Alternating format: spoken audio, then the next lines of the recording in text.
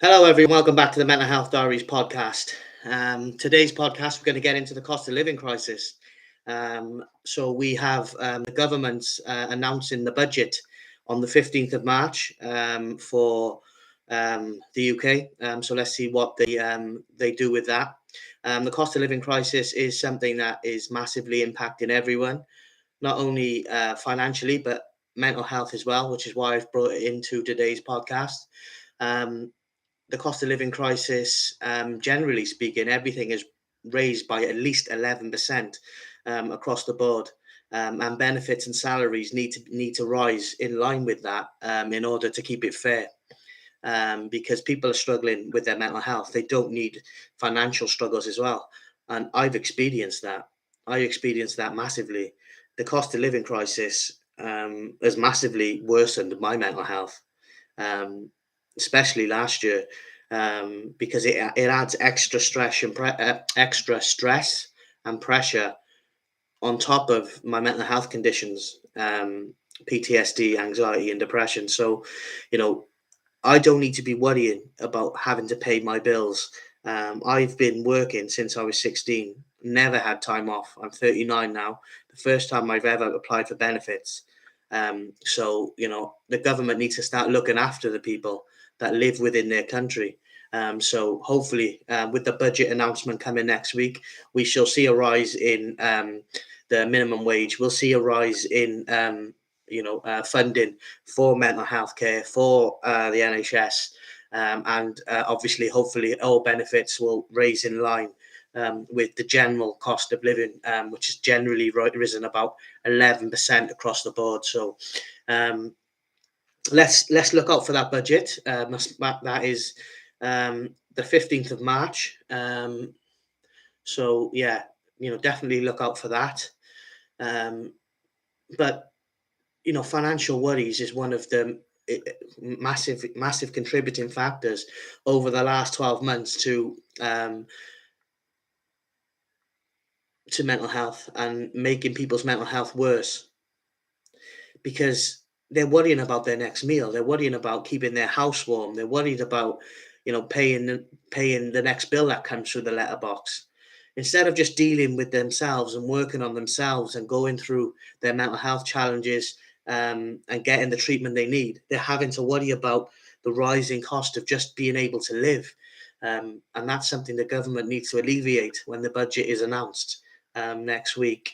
So, fingers crossed, not only for myself, but for everyone out there that is struggling financially. Hopefully, there's some good news coming.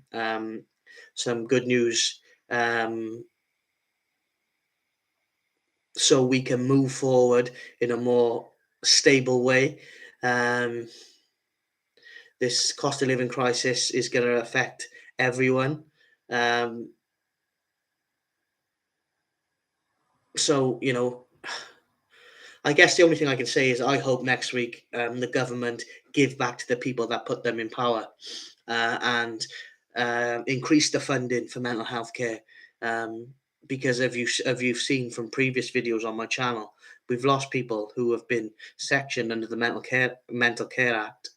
Health Care Act. Sorry, um, we've lost those people to suicide under the care of the NHS. So, funding needs to be made available to the mental health sector in order to improve the quality of care and the levels of care.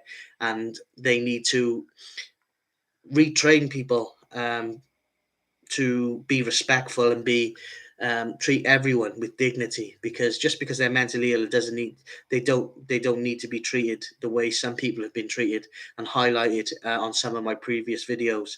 um, the care in the mental health sector needs to change, and I've said this for a long time. um, from someone who's been there and done it. These people that are in positions of power within the mental health sector are just educated people who have no touch point or reference point with mental health. They're just studying, from books and from an educational standpoint and a medical. That's great. It's fantastic, and obviously, you need all that to be where you are. But what you also need is a humanizing factor. We need to humanize mental health and let people know that it's okay. from my personal experience, I found it easier to build a rapport with someone who has had mental illness and understands what it's like, instead of sitting in front of someone, sit in front of a stranger who I don't know, um, who is very well educated in psychology, but has no reference point with mental health from a human standpoint. I connect better with someone who's experienced what I'm experiencing, because I know that the symptoms and issues that I faced, they've faced. So I think, people within the mental health sector need to add into their teams real people with real mental health stories, with a real mental health background, with a real mental health CV, if you like. Um, by bringing that into your team, you're bringing in the human element into these teams, and you will get a lot better response from mental health patients when they're relating to someone who's been where they are, who's worn the t-shirt and come out the other side. I'm a massive advocate for that. That definitely needs to happen in the mental health sector. Even if the government supplies the extra funding that it deserves next week in the budget announcement, they need to get real people with real stories within their teams, within their mental health support teams, to work alongside the educated people to deliver better levels of care. Now, yes, they are restricted by constraints of budgets, but what they're not constricted about, and what they're not restricted with, is how they treat people. So, listen,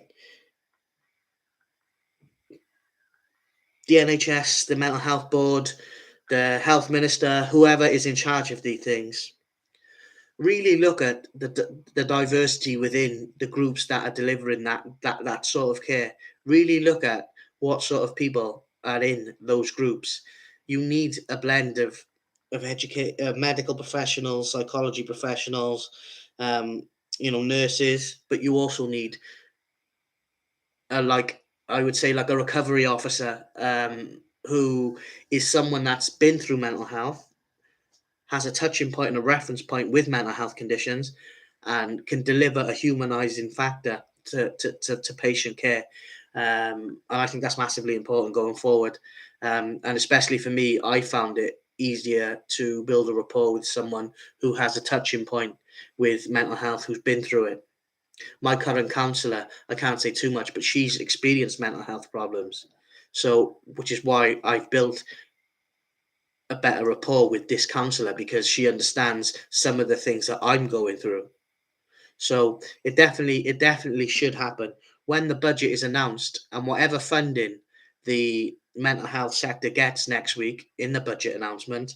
I really think they need to look at the diversity of their teams. They really need to look at employing people as recovery officers who are former mental health patients, who have a touching point with mental health, who has reference to experiences with these certain conditions, and add them into your team, because you will get better levels of patient care, and you will get better feedback from patient and families, because they're relating to someone on a on a human factor. We need to humanize mental health, not just look at it right. You have this condition. This is the treatment normally for PTSD. Let's put you in that box. Put you in that box because you have this, and you in that box. You should have that.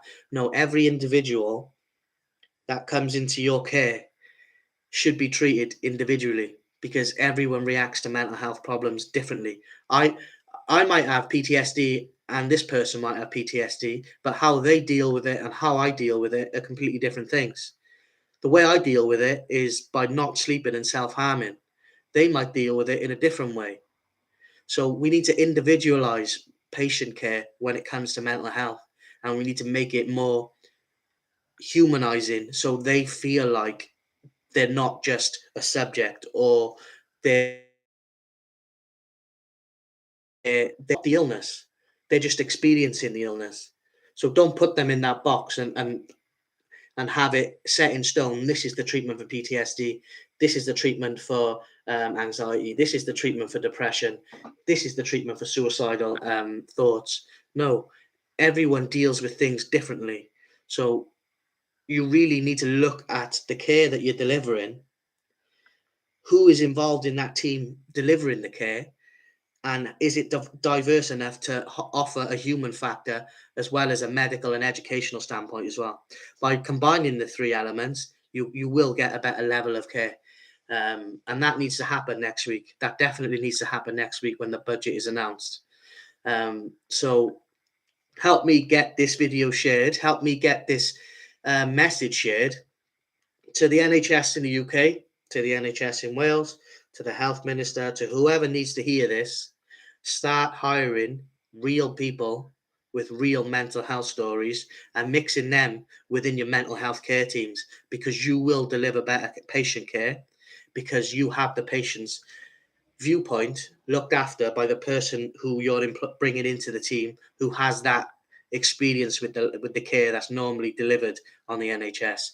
That really needs to be looked at, because I've had many counsellors over the last 12 months for different types of therapies, and the only one I really built a rapport with was the one counsellor that came back from mental health issues herself, because she was able to relate to exactly how I was feeling, instead of just speaking to me like I'm some sort of fucking statue that has this illness. You know, my feelings are not valid. It's just, you have PTSD, you have depression, this is the treatment, this is that. No, it doesn't work like that, and it desperately needs to change.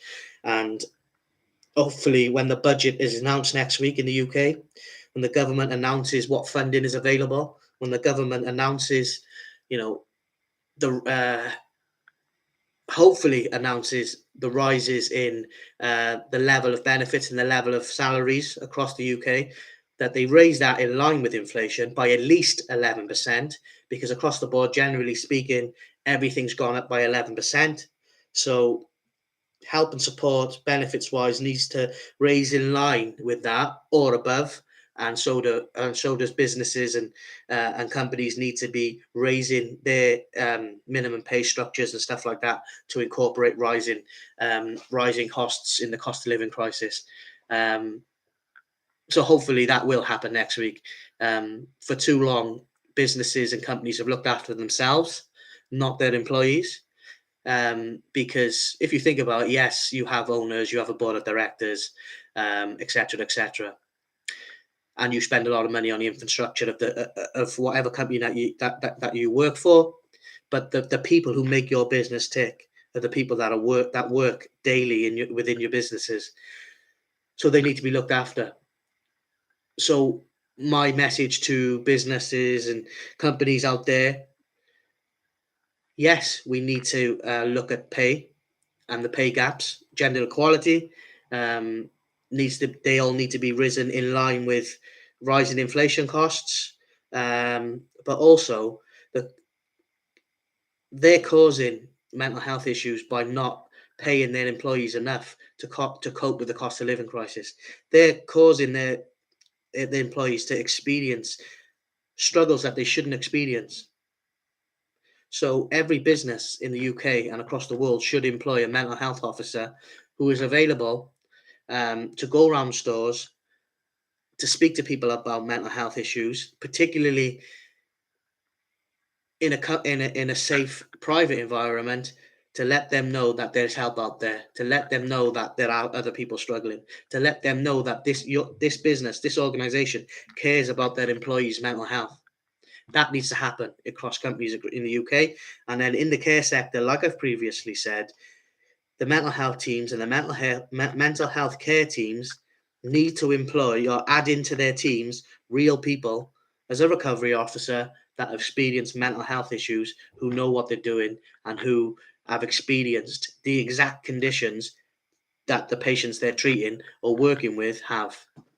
And that would improve patient care, that would improve the level of quality care and attention that that person deserves. They would have the dignity and respect that that person deserves. And I just think it's the way forward. In 2023, with everything that's going on, the world is going in a direction of, it's all about it's all about people, who we are, who we identify as, uh, uh, gender, sex, whatever it is. There's plenty of different debates going on, but it's all about, it's centered around who we are and who we want to be. So why ain't businesses and the NHS centered around who their employees are or who their patients are? Surely you will get better levels of patient care if you have someone who is experienced, who is knowledgeable about their own conditions, and has experience and lived the same symptoms that the patients that they're helping would have had. That has to make sense.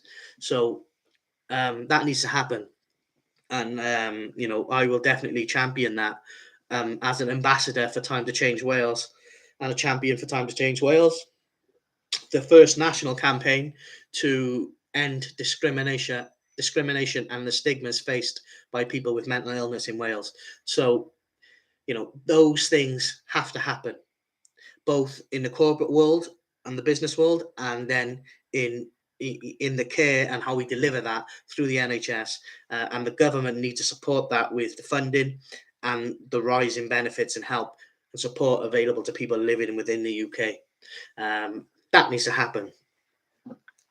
So there's my piece on the cost of living crisis. Hopefully, some of that you all understand, and hopefully some of that you will agree with. But the NHS mental health care system in the UK needs reform. It needs change, and I think the only people that can change it is if you bring in people who are ambassadors and champions for mental health, and who want to improve the care, who have been through it, worn the t-shirt, and are still going. You need to hire those people, and I promise you, once you get those people within your teams and listen to their viewpoint, you will deliver better levels of care, and you will deliver better 2 seconds. You will get better feedback from your patients as well. So, and surely that should be the main concern. Second part of this podcast, I wanted to talk about men's mental health, because when I search mental health on YouTube, a lot of videos come up. So you put in the search bar mental health, a lot of videos will come up, and then you put in men's mental health, and some videos will come up. But but when you look at the video description, they're like 2 years old, 3 years old, 4 years old, 5 years old. They're quite old. Where are the recent men coming on YouTube to talk about mental health? It's not talked about enough. There's still massive stigmas around men's mental health. They don't talk. They won't talk because they believe that they're supposed to be a certain way in today's society. It's garbage. That's nonsense. Let me before I get into what I think about men's mental health and why they're not talking, let me give you these facts. Suicide facts in men: 696,000 men a year across the world commit suicide. 2 seconds. I need to turn my battery on.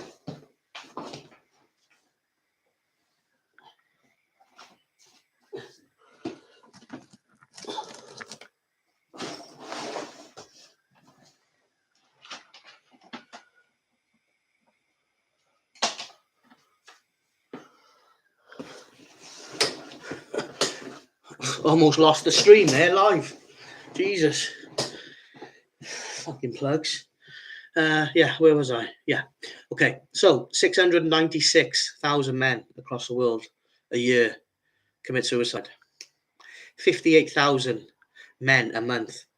14,500 a week. It's disgusting. Shocking, heartbreaking, and should not happen. It should not happen. Those facts are very, very shocking to me.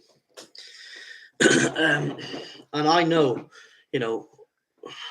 there are professional athletes who have spoken about mental health, like Paddy the Baddy from the UFC, you know, who gave that emotional speech in the octagon last year. But with all the debates going on in the world, why ain't mental health a daily debate with everyone? It's because it's still a taboo subject. Some people don't want to admit that they suffer with mental health illness because they're scared of the feedback they'll get. They're scared of the discrimination that they'll get. They're scared of the stigmas that they will face, because I've faced them. And that is why we're losing that many people a year, because they're too afraid to talk about it, because they'll be seen as weak. They'll be seen as a hypochondriac. They'll be seen as that they have a character defect, because they're challenged mentally with problems that they don't ask to have. It's an illness. It's an invisible illness.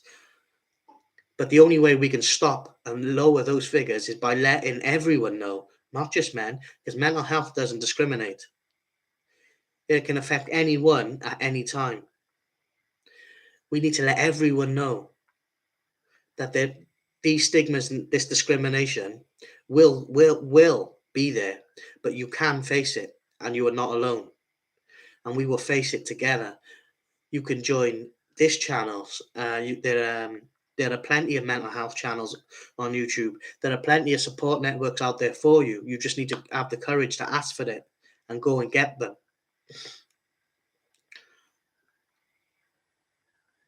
I was in your boat, so I was almost one of those facts and one of those figures twice last year.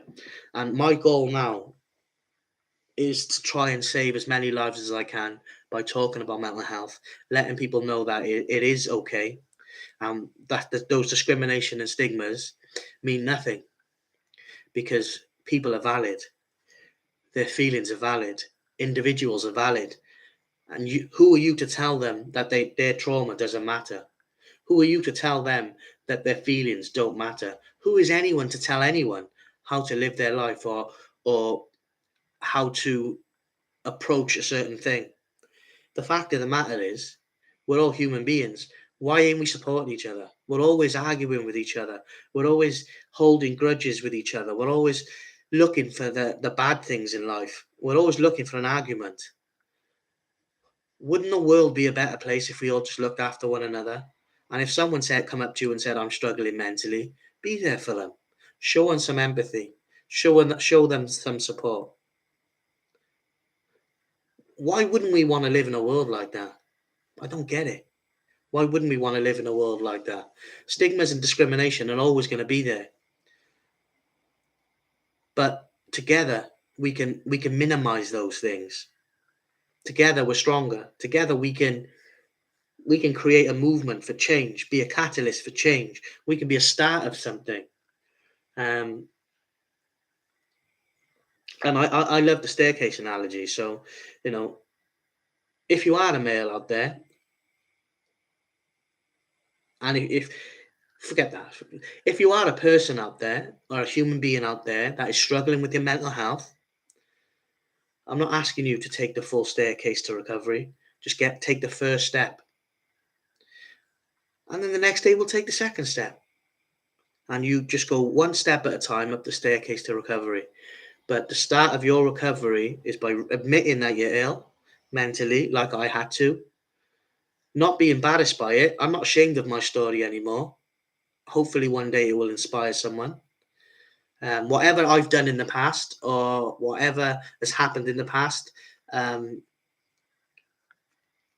people who have hurt me, who I've hurt, etc., who I've had grudges with, and it's irrelevant. It's gone. It's the past. Nothing can be done to change it. Let it go. We need to let it go. And you need to live for the moment, because life's too short. Whatever you're holding, whatever hate you're holding in your heart, let it go. Whatever grudge you're holding in your heart, let it go. Whatever resentment you're holding in your heart, let it go. Be a decent human being and help other people, because probably one of the rewarding things that I've felt since I've started working with Time to Change Wales in mind is that by helping others, it makes me feel a bit better about myself. And I promise you, there's not many feelings like that I've experienced. So why wouldn't we want that? Let all the hate go. Let the past be the past and live for today. Um, and whatever happens and comes in the future, you can deal with on that day at that time. But right now, in this moment, you are who you are. Embrace that and help other people where possible, as well as looking after your own mental health and respecting your own mental health. Stop letting discrimination and stigma stop you from being the person you want to be. You don't want to be a hateful person. You don't want to be a jealous person. You don't want to be a vengeful person, because that's a massive weight to hold on your shoulders for the rest of your life. Let it go. Drop that weight and say, I'm going to look after myself. I'm going to improve the self-care that I have in my life, and I'm going to try my best to help other people. And whatever's happened in the past is irrelevant. People need to be forgiven, and people just let people live their lives and be who they want to be. Be respectful, be kind, and let other people know that we should all be good human beings as a basic rule. As a basic rule, we should all be good human beings. And that is everything we can ask for from someone. Is a bit of empathy, it's a bit of kindness, it's a bit of support, and a helping hand.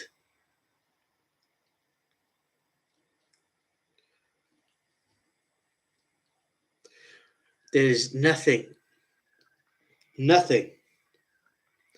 in this world that should keep hate in your heart.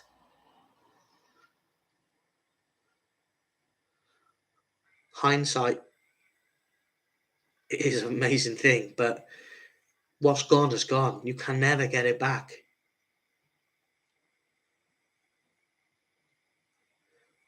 You don't live in your past anymore. You're here today.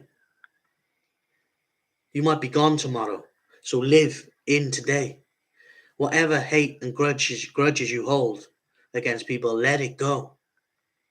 And look after your health mentally, because those sort of things affect your mental health.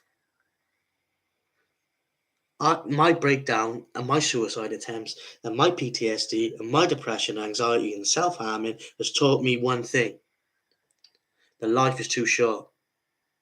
And I could have not been in my son. My son could have been growing up without a dad, because I kept everything bottled in here, and I wasn't the person who I wanted to be. I didn't like who I was. I didn't like the way my life was going. I had traumatic things that's happened to me privately that I never really dealt with, and it almost cost me everything. I'm living proof that by letting things go and asking for help, you can change your mindset, you can change your perspective, and you can get better. There is a way out. I'm trapped inside my own head, and that's the worst place you can be, because I just, go over and over the same things in my head, and that's where those suicidal thoughts come in. But through my work with my counselor, she keeps telling me there's a way out, and we will get there. And I believe in her, and I trust in her that I will get there. Don't fall into the same pitfalls I did. Don't do what I did and hold onto everything in here, because you will be missed. The world will miss you if you go. You mean something to the universe. You mean something somewhere. You mean something to someone somewhere on this planet. You are valid. Your feelings are valid, and respect your mental health. Live for who you are. Be the person you want to be, and let's all be good human beings. And guys, it's not a weakness to talk about mental health. We need to improve that, and we need to champion that, and we need to let men know that it takes more of a man more of a man to admit that he's struggling than to hide it away. It takes more of a man and more courage than you will ever know to say that I am struggling mentally and I need help because I want to kill myself. And I had to face those demons. If I can do it, you can do it. We can do it. And we will eventually live in a world with no discrimination and no stigma. That is the goal. That is the challenge. Join the Mental Health Diaries movement and help me get to that point. I can't get to that point on my own. Without growth on here, I can't help. We can help. We can be and create a community of safety and an environment of safety if there's no growth on the channel. So please, if you are a mental health advocate, you do support the mental health, you do believe in raising mental health awareness, please subscribe to the channel, bottom right hand corner. Share my videos, watch all my videos, educate yourself around mental health, and support the journey and be a part of something that wants to be a catalyst for change.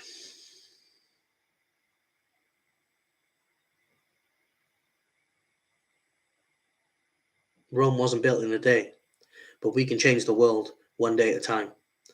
And we can only do that together. Just checking to see if there's anything else I wanted to speak with you guys about today. No, cost of living crisis, budget, NHS, suicide facts in men, we've done. Raising awareness, we've done. Speaking up as a man, we've done. Yeah, I guess the main things to take away from today is the budget announcement next week, the level of care in the NHS, the rising costs in the cost of living crisis. Hopefully, we get some good news with benefits and salaries rising in line with that. Look out for that, 15th of March. Thank you for watching today's podcast. I hope you enjoyed it. Get in the comments below. Let me know what you think. Look after yourself. Look after your family and friends. And I'll speak to you all soon on the Mental Health Diaries podcast. Take care. Goodbye.